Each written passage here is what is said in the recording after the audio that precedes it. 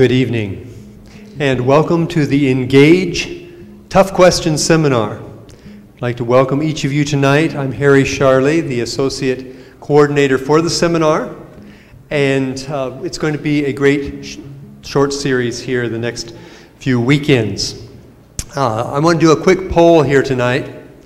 How many of you had a great day today? Let me see your hands. Great day. That is impressive. How many of you had an okay day? An okay day. Yeah, there's some good, honest folks there. Now be really honest with me. Who had a terrible day today? A pretty rugged day? Pretty difficult day? Nobody? Well, we have a lot to be thankful for, don't we? And I tried to keep up with some teenagers climbing up Clement Mountain this afternoon, and that was a joy and a workout, let's put it that way. I'm interested in finding out how you found out about the seminar. How many found out about the seminar through a friend inviting you? Anybody came with a friend inviting you? Okay, a number of you did. I think someone in the back said that a friend invited them. And how many of you heard about this seminar, the Engage seminar, through Facebook? Anybody? I don't see any Facebookers. Oh, there's a Facebooker. Good.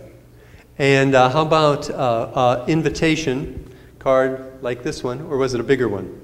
The bigger one, the bigger version of this in the mail. Anyone see that come in the mail and come? Good. I see a few. Good. We're just glad you're here, no matter how you heard about the seminar.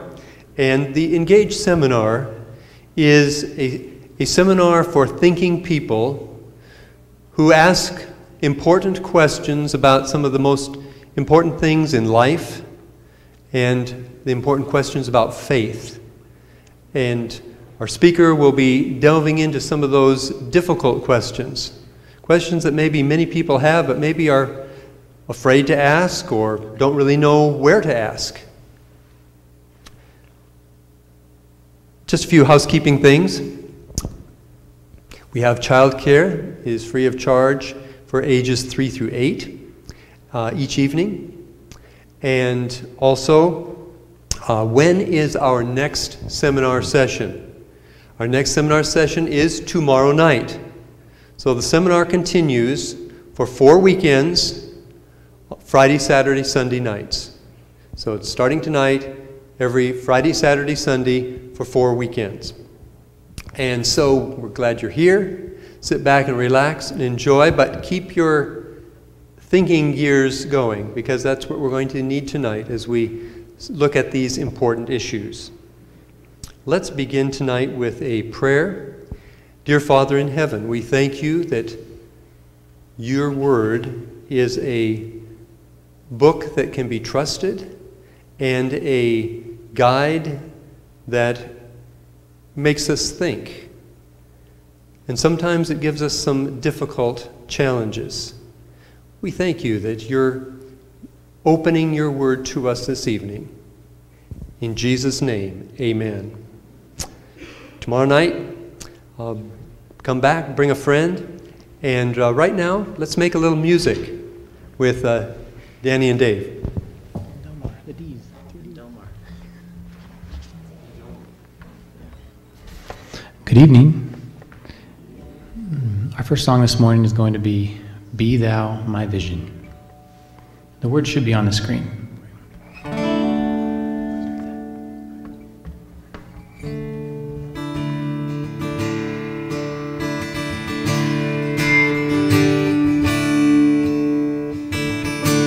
Thou my vision, O Lord of my heart, God be all to me, save that thou art.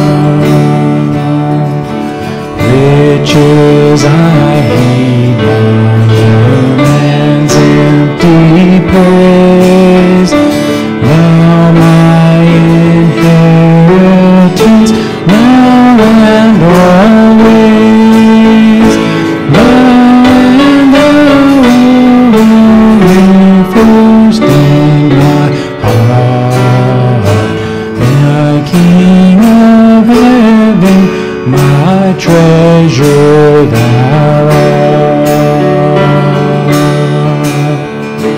High King of heaven, when victory is won, may I reach heaven's joys abide, heaven's sun, heart of my own heart, whatever befall, still be my vision, O ruler of all.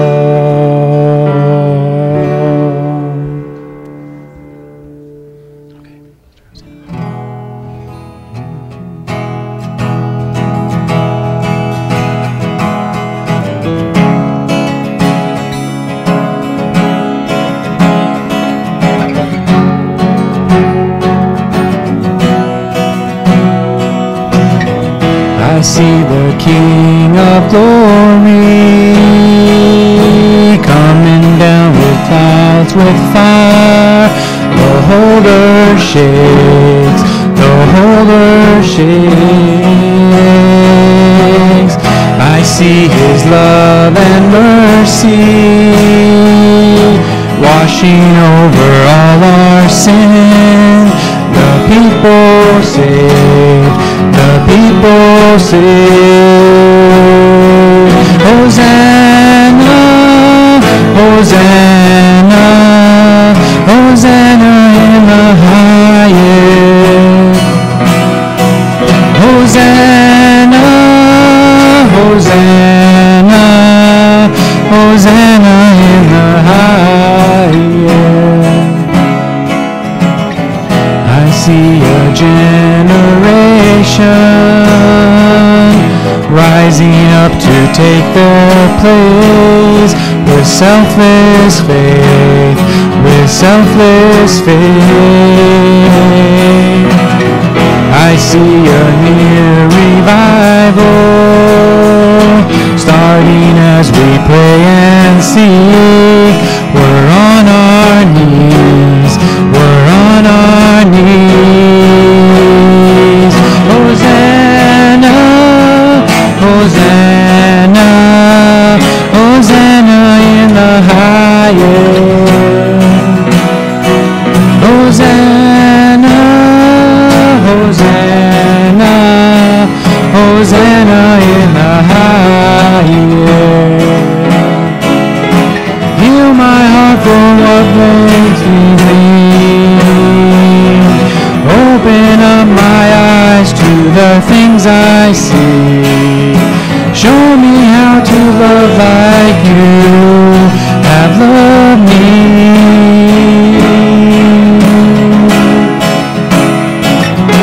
Break my heart for what breaks yours. Everything I am for your kingdom's cause, as I walk from earth into eternity.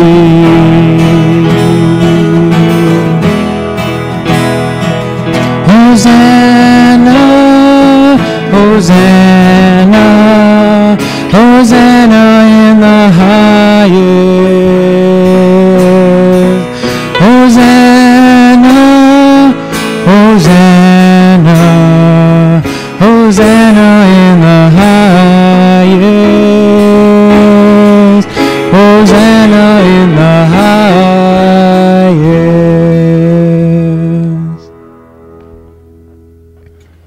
Okay, this last song is kind of, we're going to try to make it more of a theme song for this seminar. And it's a new song that probably few of us will know. So it's a work in progress, but if we sing it each night, then hopefully by the end of this month, we'll have learned a new song. So I think the words are really meaningful, and the message goes very much with what Pastor Kenton is preaching on this month.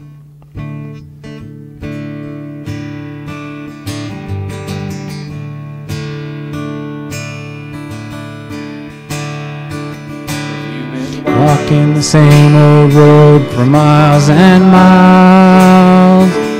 If you've been hearing the same old voice tell the same old lies.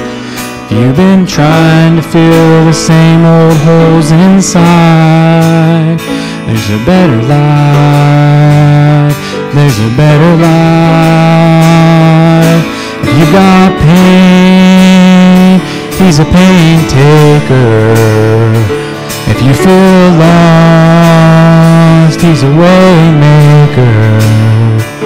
If you need freedom or saving, He's a prison shaking Savior. If you've got chains, He's a chain breaker.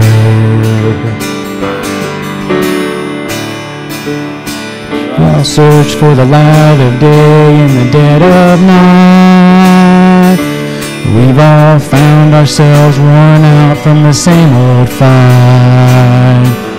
We've all run to things we know just aren't alright. There's a better life. There's a better life. If you've got pain, He's a pain taker. If you feel lost, He's a way maker. If you need freedom or saving, He's a prison shaking Savior. If you've got chains, He's a chain breaker.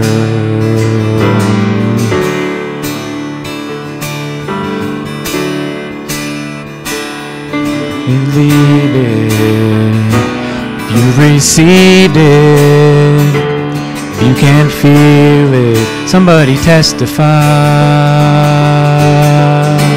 If you believe it, if you've received it, if you can't feel it, somebody testify. If you've got pain, He's a pain taker. If you feel lost, He's a way maker. If you need freedom, saving, He's a prison shaking Savior. If you've got chains, He's a chain breaker. If you need freedom or saving, He's a prison shaking Savior. If you've got chains, He's a chain breaker.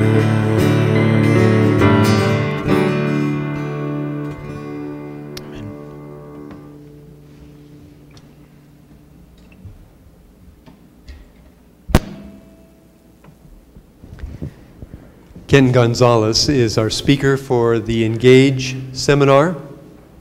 And Kenton's a great guy. I get to work with him each day, and that's a great thing, full of enthusiasm and love for people, love for God. He has a passion for youth and for shaping the next generation to be skilled and faith-focused leaders. And Kenton graduated from Walla Walla University, a degree in theology. He's married to Kayla, who you met at the registration desk. Hi, Kayla. And so, Kenton, you take it away. Let's welcome our Engage seminar speaker, Kenton Gonzalez.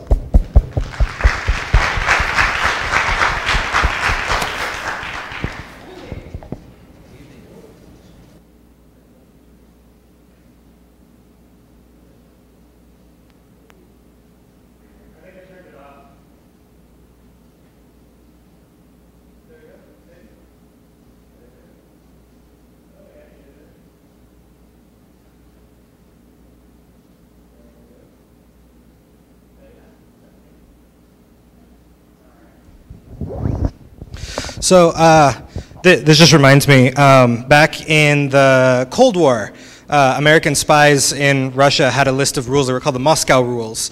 And there was this like list of rules that you had to keep in mind to be a good spy. Moscow Rule number 8 was technology will always fail you. So, you know. Good evening.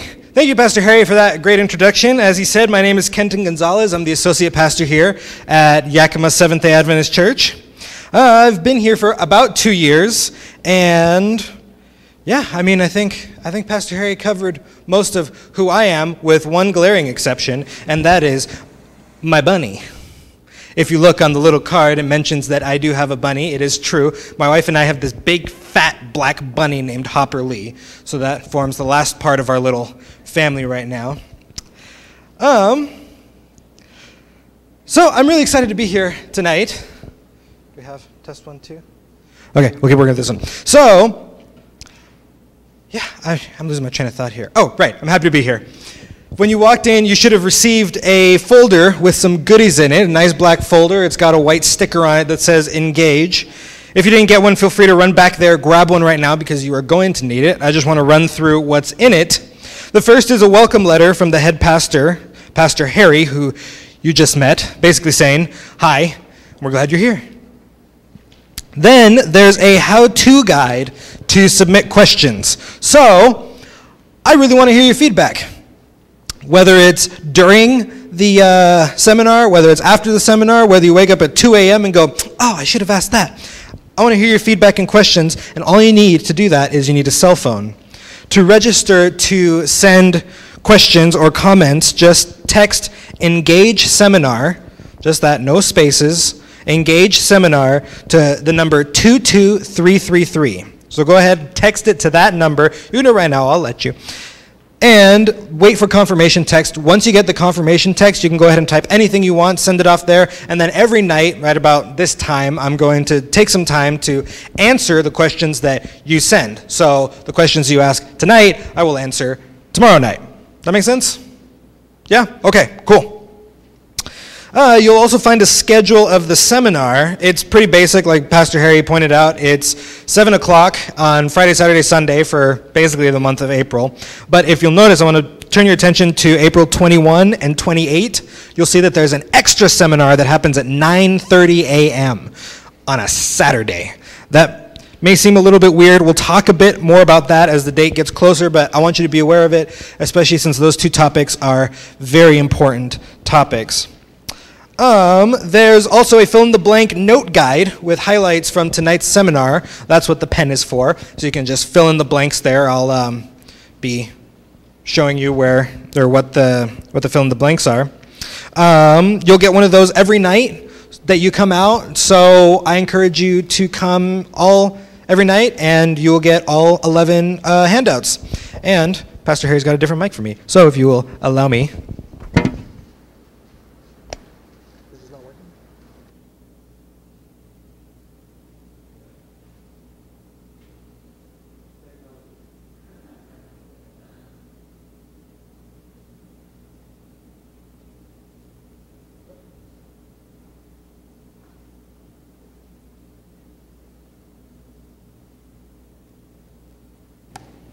Test 1, 2. Hey, there we go. All right. Cool, now I have my hands free. I'm Hispanic, and so I talk with my hands. So if I don't have my hands free, I feel like stuck. So anyways, now I have my hands free. Woo! So, let's see, where was I? Oh, yeah, if you miss a night and you don't get a guide, that's okay. Talk to somebody at the front. We'll have filled out guides. But we encourage you to come every night that you can. And lastly, there's a recommended reading list. You don't need to read that. I'm not going to grade you or anything. I think most of you are out of high school at least, so there's not going to be a test on it. But that's just a few of the resources I use to create these talks. So if you want to get a more complete picture, if you have maybe you just want to understand it a little bit better, I would encourage you to pick those books up and at least flip through them. All of them are great resources. So, without further ado, let's go ahead and get started because I am very excited to get into this seminar and especially this topic and to start looking for answers. So I heard a really funny story some time ago that I can almost guarantee you isn't true, but it's funny. There was this wealthy businessman who was hanging out with a friend of his who was not quite as wealthy. It was a hot day, and his friend turned to him and said, "Hey, I'm feeling really thirsty. I want a soda, but I don't have any money. So how about we start a bet? Here's my idea for a bet. I will ask myself a question, and if I can answer it, you have to buy me a Coke." The businessman was like, this is the weirdest bet I've ever heard of. What? This is insane. His friend said, no, hear me out. Because then it'll be your turn, and you'll ask yourself a question, and if you can answer it, I'll buy you a Coke. And we'll just keep going back and forth like that until one of us asks ourselves a question we can't answer. Like, I was thinking, this is the weirdest bet I've ever heard. His friend was like, don't worry, it'll work, trust me. So the businessman was like, all right, fine, you go first since this is your challenge. You ask yourself a question and answer it, and then I'll take a turn. So the friend thought and furrowed his brow for a little bit and said, all right, I got it. My question to me is this: how does a rabbit burrow a hole into the ground without throwing mud on the outside of the hole? That's my question to me. How does a rabbit burrow into the ground without throwing mud onto the outside of the ground? And my answer to me is this: he should start burrowing from the inside of the ground. Well, the businessman was like, That doesn't make any sense. How is it possible for a bunny to start burrowing from the inside of the ground? His friend said, I don't know. That's your question. We all have questions when it comes to life.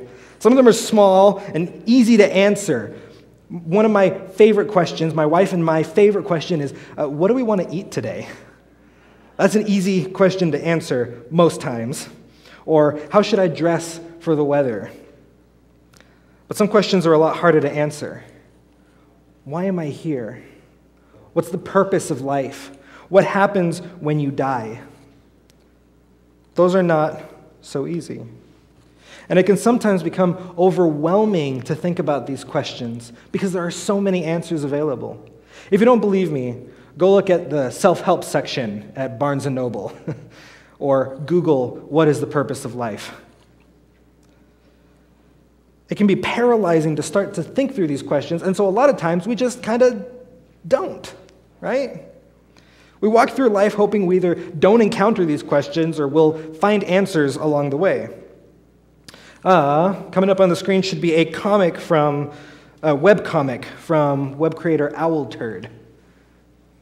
Maybe we'll come back to it. Well, anyways, we'll see it. It's hard to start asking these important... Oh, there it is. Okay. So, the webcomic is from creator Owlturd, and it's entitled How to Adult. I didn't pick the creator's name. I'm sorry. That's just what it is. But anyways, it lists steps for how to correctly behave like an adult. Picture didn't come out quite the... Oh, well, bad quality. But anyways, the first one says, shop for a new tie. The next is, make macaroni. The third tells you to do cardio. And then the first picture in the bottom veers off course with, don't let the existential dread set in. That dread that perhaps those big questions of life need to be answered. It repeats in the bottom middle, don't let it set in. And then it veers back to the monotonous with, vacuum the rug. We all have this fear that maybe these questions are too big, that maybe our existence doesn't have those concrete answers that we're looking for. And so we go back to the monotony of our lives. We find escape by ignoring these important questions. Well, for the next few weekends, I don't want to ignore them. I don't want to pretend like they don't exist. I want to engage with these questions. I want to wrestle with these tough issues. I don't just want to not think about it. And I think that as we progress through these questions, as we look at the answers that other worldviews have, that these questions maybe aren't as hopeless as we once thought. So join me as tonight we engage with the foundation of all questions. What is truth? This is Belle Gibson. She was just a normal young adult living in Australia. She lived in Perth, and she loved skateboarding. But in 2009, at the age of 20, she was told that she had an aggressive brain cancer and that she had only 4 months to live. 2 months later, after tons of chemotherapy, nothing worked. The radiation was doing nothing to stem the disease. But Belle was not going to go down without a fight. Her entire life had been a challenge and one of determination. She had to raise her brother from the age of 6 because her brother had autism. Her mother had multiple sclerosis, and her dad was no longer in the picture. So she decided she was going to fight this by trying something different. She completely changed her diet. She stuck to a plant-based regimen. She took minerals and supplements. She took time every day to meditate and to focus her body, and she made a complete recovery from cancer. Eager to share her story with the world, she created the Whole Pantry app that was downloaded 200,000 times in the first month alone. She was interviewed by 60 Minutes and Elle Australia, who deemed her the most inspiring woman you've met this year. Apple even made a deal with her to preload the Whole Pantry app to their then-new line of Apple Watches. But there was one little problem. Nothing she had said was true. She was only 17, not 20 like she had claimed. Her brother is not autistic. Her mother does not have multiple sclerosis. And worst of all, she never had cancer. It was all a complete and elaborate lie. In 2016, the Oxford Dictionary named their word of the year. The word of the year for 2016 was post-truth. Post-truth is defined as relating to or denoting circumstances in which objective facts are less influential in shaping public opinion than appeals to emotion or personal belief. Objective facts are less influential than emotion or personal belief. Now, the word of the year is symbolic, according to Oxford Dictionary itself. It's symbolic of the ethos, the mood, or preoccupations of that particular year. Oh yeah, we're starting with the notes, so you can go ahead and pull those out. The first blank is post-truth, and then the word of the year is symbolic of the ethos, mood, or preoccupations of that particular year, in this case of 2016. And really, I don't think they were off. MIT recently did a study on social media platform Twitter, reviewing every English news story spread on the site since Twitter's inception in 2006. They looked at 126,000 stories shared by over 3 million people, and their findings were shocking. They just did this in January of this year. A false news story reaches 1,500 people 6 times quicker than a real news story. It spreads 6 times quicker than a real news story, and it is 70% more likely to be shared. It consistently, fake or false news stories consistently reach a larger and much more diverse audience than a truthful news story. And this is creating a problem in our world today because we're being faced with one of the oldest questions in history. What is truth? Can it be known? And what is its nature? Because think about it. If it's impossible to actually find truth, if it's impossible to actually define truth, then how are we supposed to answer any of the other questions that we're going to be looking at in this seminar? It's impossible. If there's no truth, if we can't know it, if we can't understand it, there's no reason to even continue. So before we can go any further, we need to find out if there is truth. Now, there's an answer to the question of whether truth exists, a system that tries to explain what truth is, and it's currently accepted in our culture today. But to understand this idea, we need to go all the way back to ancient Greece. In the year 450 BC, or BCE is before the Common Era is the current term, a man by the name of Gorgias came upon the scene. Being part of the fashionable Athenian schools of philosophy, Gorgias wrestled with the same question of truth and came to a pretty interesting conclusion. This is what he found. Oh, that's Gorgias, by the way.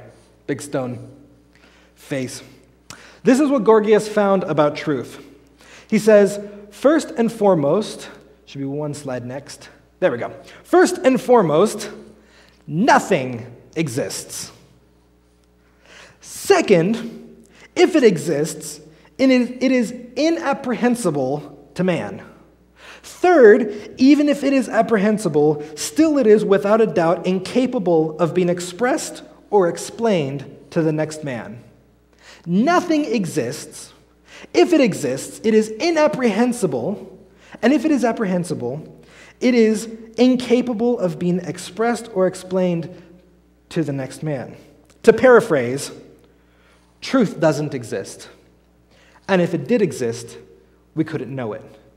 And if we knew it, we couldn't talk about it. This came to be known as relativism. That's the correct term for what Gorgias is talking about here. Relativism, the idea that no objective truth exists. And it's become a pretty popular concept. In February 2015, the internet was treated to what would become one of the hottest topics of the year: a dress. In fact, that dress. Do you guys see this? Do you remember this happening? It was a huge thing. It was part of the national conversation. It was in the news. Celebrities were feuding about it on social media. The question is this dress black and blue or white and gold? That's it. What color is this dress? You can see, depending on how you were looking or the lighting that you had, it could be either black and blue or white and gold. The debate carried for weeks. I can remember arguing tooth and nail with my wife that it was white and gold, and her just getting frustrated and being like, "Kenton, it is obviously blue and black." This is a great example of relativism, because the color of the dress boils down to one thing: your perspective. Some people see white and gold, some people see blue and black. It boils down to how you view it and how you see it.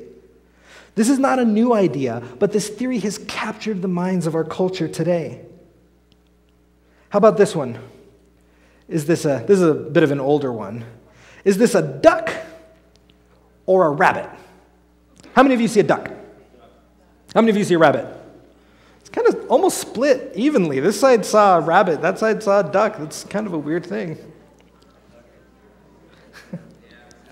So these next couple ones I actually found on Facebook, and these pictures were trying to argue that truth is perspective. So this one, is this a 6 or a 9? It depends on your perspective. What about this one? Is it a circle or is it a square? At the bottom it says how something appears is always a matter of perspective. In all these cases, that's the answer. It depends on your perspective. It depends on where you're standing, how you were raised, how you were looking. Truth is relative to what you experience. That's part of our culture. That's just the way it is. In fact, listen to the lyrics of a modern top 40 song, Stand By You by Rachel Platter. I don't know if you've heard this song, but in the second chorus, Rachel Platter sings, "I'm going to stand by you. Oh, truth, I guess truth is what you believe in.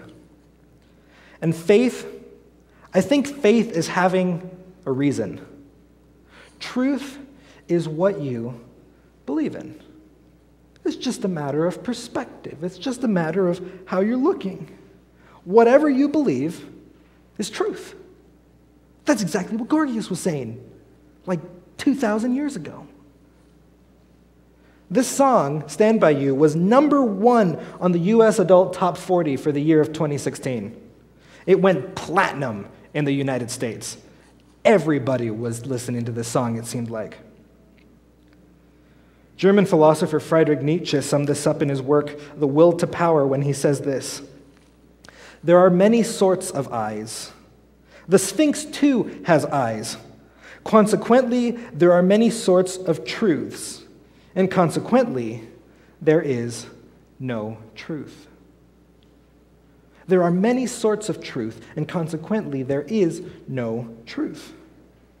It's this idea that truth has no center. Truth is whatever I believe in. You may have heard the phrase, "This is true for me." Speak your truth. And you know, I gotta admit, it's got a nice ring to it.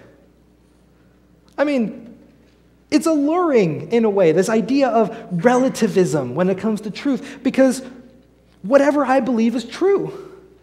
And so I can never be wrong, right? I don't know, that sounds good to me.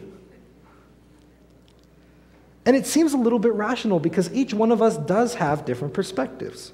We all have different life experiences. We've all grown up in different places. We've all gone through life with different decisions. But when you start to actually think about relativism, it all starts to break down. Once we start to examine the claims of relativism, there start to appear cracks in the theory. There are issues with what Gorgias, Nietzsche, and the American Top 40 are trying to tell us about the nature of truth. Now, I want to do an exercise with you that I hope will point out something obvious. I'm going to make a statement, and then I'm going to ask you 2 questions. Do you think we can do that? I'm going to make a statement, and then I'm going to ask you guys 2 questions. Here is the statement. This pen is on the podium. I'm going to turn it just to make sure everybody read. Okay? The pen is on the podium. Everybody got that? Everybody heard the statement? We're good? Okay. Now, here's the first question. Think about it real hard. Is the pen on the podium? How many of you think, yes, the pen is on the podium? How many of you disagree the pen is not on the podium? I think this is pretty easy. I don't think many people are going to disagree with the idea that the pen is, in fact, on the podium, right? It's not a controversial statement. Now, here's the question. Here's the second question, which is more important than the first one. Why is the claim, the pen is on the podium, a true claim? Because it is? Some people might say, well, I mean, I can see the pen on the podium, right? I got eyeballs. I can see it. Oh, maybe you guys can't see it. Here, I'll turn it a little bit better. There you go. I can see the pen is on the podium, right? So that brings up an important question. If you closed your eyes, would the pen still be on the podium? If belief caused truth, there would be no difference between belief and make-believe, right? Are you starting to see the cracks in relativism, the issues with this idea that we have? So then what causes my pen on the podium statement to be true? Well, here you go. I'll give you the answer. I have a pen, I have a podium, and the first is resting on the second. That's it.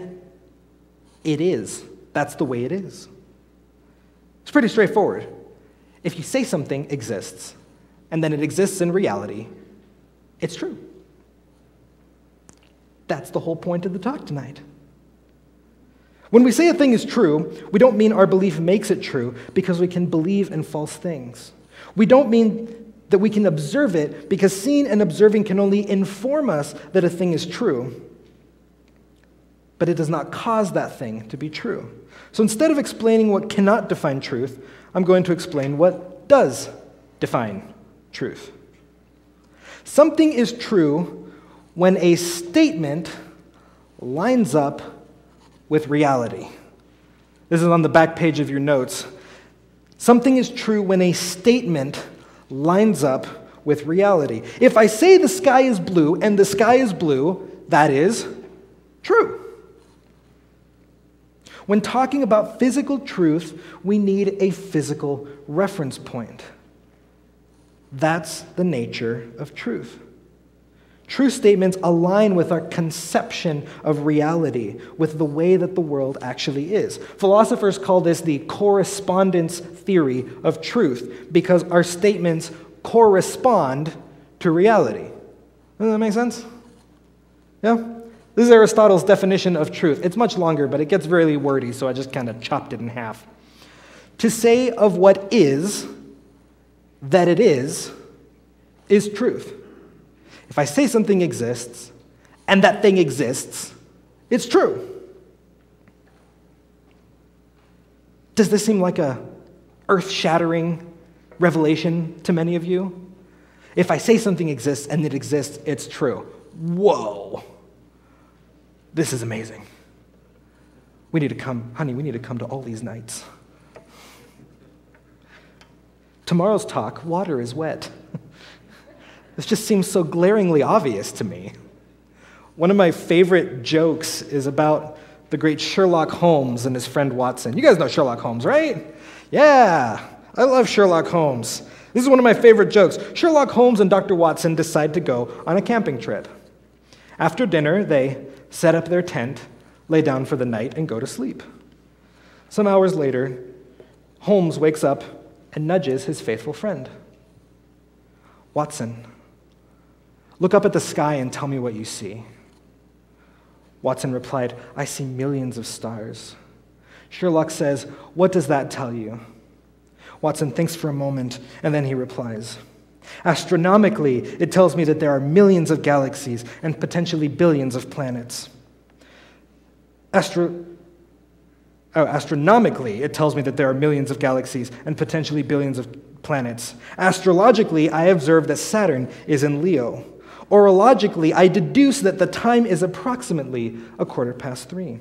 Theologically, I can see that God is all-powerful and that we are small and insignificant.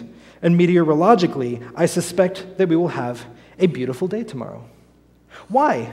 What does it tell you, Holmes? Holmes was silent for a moment, and then he spoke. Watson, you idiot. Someone has stolen our tent. This idea of truth is so deceptively simple that it seems too obvious to be real. So we miss it. Of course, if we say something exists and it exists, it's true. To put it a different way, when we talk about physical truth, we need a physical reference point. When we talk about physical truth, we need a physical reference point. Now, going back, there is another glaring problem with relativism. A problem with the statement that there is no truth. Because everyone in this room knows something to be true. Everyone in this room has experienced some truth. It's because we've all had ideas in our mind that we saw correspond to reality. So, quick survey. How many of you have never been to this church? Ever?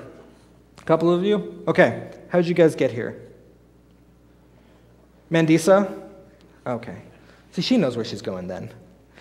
But a lot of times when I go to a place that I don't know, I have to use GPS. Have you guys used GPS before? The computer that tells you where to go? Yeah? Okay. GPS is a handy analogy about the way that the world works. A GPS takes a statement about the world and it matches it with the world itself. If the GPS's claim of where this church is matches where the church actually is, you got here tonight. You get where you're going. A physical truth, where the church is located, needs a physical reference point, where the church actually is. Even truth that seemingly changes has to have the same reference point. Listen to what author and philosopher G.K. Chesterton writes in one of his books. The fact of two things being different implies that they are similar. The hare and tortoise may differ in quality of swiftness, but they must agree in the quality of motion. The swiftest hare cannot be swifter than an isosceles triangle, or the idea of pinkness. In the act of saying that things change, we say there is something unchangeable. A tortoise and a hare may go at very different speeds, but we don't say that they have different reference points. That's why the phrase apples and oranges never made sense to me. Those are both fruits. They have the same reference point, right? That seems silly to me. Now, if you said you were comparing apples to lumber, that makes more sense to me. Different reference points. But everything that I've given so far are physical examples. Those are really kind of concrete ideas about truth, right? You see something, you notice something, you say something, and if it matches with physical reality, then it's truth. But what about other things? Metaphysical things like the afterlife, or morality, or love. If physical truth needs to correspond to a physical reference point, how are we supposed to corroborate those things that we can't reference with reality? Again, the answer is found in the nature of truth. If physical truth needs a physical reference point, then metaphysical truth needs a metaphysical reference point. I'm hoping I'm not losing anybody. Metaphysical just means not tangible, like ideas are metaphysical.